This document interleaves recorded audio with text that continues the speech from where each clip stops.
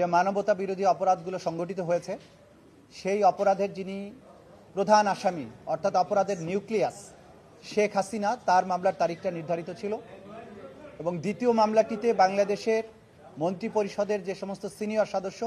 আওয়ামী লীগের সাধারণ সম্পাদক ওবায়দুল কাদের সহ সাবেক স্বরাষ্ট্রমন্ত্রী সহ ক্যাবিনেটের উল্লেখযোগ্য সদস্যবৃন্দ, সাবেক প্রধানমন্ত্রীর যে সমস্ত উপদেষ্টা, যারা তাকে এই ধরনের জঘন্য মানবতা বিরোধী অপরাধ সংগঠনের পরিকল্পনা প্রণয়ন, পরিকল্পনা বাস্তবায়ন, এটাকে উস্কানি দেয়া, নানানভাবে এই অপরাধ সংগঠনের ব্যাপারে সাহায্য করেছেন, নিজেরা ভূমিকা পালন করেছেন, ডিসিশন মেকিংয়ে ভূমিকা পালন করেছেন, তাদের মামলার আজকে তারিখ নির্ধারিত ছিল। আমরা আজকে অপরাধের যে নিউক্লিয়াস শেখ হাসিনার মামলায় আদালতের কাছে উপস্থাপন করেছি যে আমরা তদন্ত রিপোর্ট অনেক দূর অগ্রসর হয়েছি, কিন্তু পাশাপাশি জুলাই আগস্টে সংঘটিত যে মানবতা বিরোধী অপরাধ এবং গণহত্যা,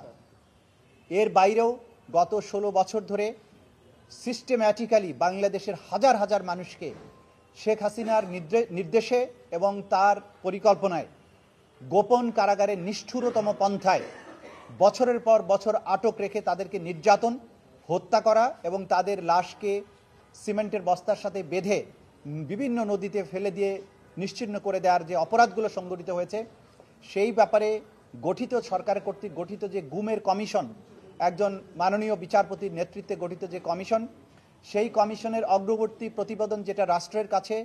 সেই কমিশন জমা দিয়েছেন, তার আংশিক বাংলাদেশের মিডিয়ার জন্য উন্মুক্ত করা হয়েছে, যেটা গত দুদিন ধরে মিডিয়ার কাছে এই রিপোর্টগুলো ছাপা হচ্ছে ধারাবাহিকভাবে। সেই প্রকাশিত অংশ থেকে দেখা যায় 16 বছর ধরে বাংলাদেশে যে সমস্ত এনফোর্সড ডিসঅ্যাপিয়ারেন্সের ঘটনা ঘটেছে, নিষ্ঠুরতম পন্থায় মানুষকে বছরের পর বছর গোপন কারাগারে আটক রাখা হয়েছে, তাদেরকে নিষ্ঠুরতম পন্থায় হত্যা করে তাদের লাশকে নদীতে বা খালে বিলে ভাসিয়ে দেওয়া হয়েছে, ডুবিয়ে দেওয়া হয়েছে। এই অপরাধগুলোর সাথে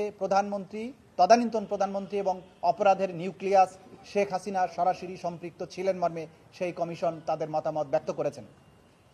একই সাথে তদানীন্তন সময়ে কয়েকটি গোয়েন্দা সংস্থার প্রধানেরা যারা এই অপরাধগুলো করেছেন তাদের বিভিন্ন ধরনের স্বীকারোক্তি বা তাদের যে বিভিন্ন বক্তব্য, পাশাপাশি গোপন কারাগারগুলোর অস্তিত্ব তারা খুঁজে পেয়েছেন, সশরীরে তারা সেগুলো ভিজিট করেছেন, ভিকটিমদেরকে দিয়ে সেই কারাগারগুলোকে আইডেন্টিফাই করেছেন। এই সমস্ত অপরাধের যে অংশটুকু, সেই অংশটুকুর ব্যাপারে আমরা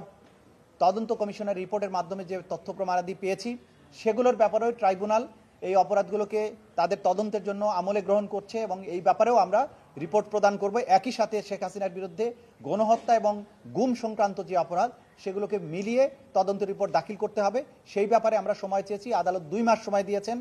আগামী 18ই ফেব্রুয়ারি এই মামলার পরবর্তী তারিখ ধার্য থাকবে এবং আমরা চেষ্টা করব এর মধ্যে যাতে একটা অগ্রগতি প্রতিবেদন অথবা সম্ভব হলে তদন্ত প্রতিবেদন যাতে আমাদের তদন্ত সংস্থা দিতে পারে,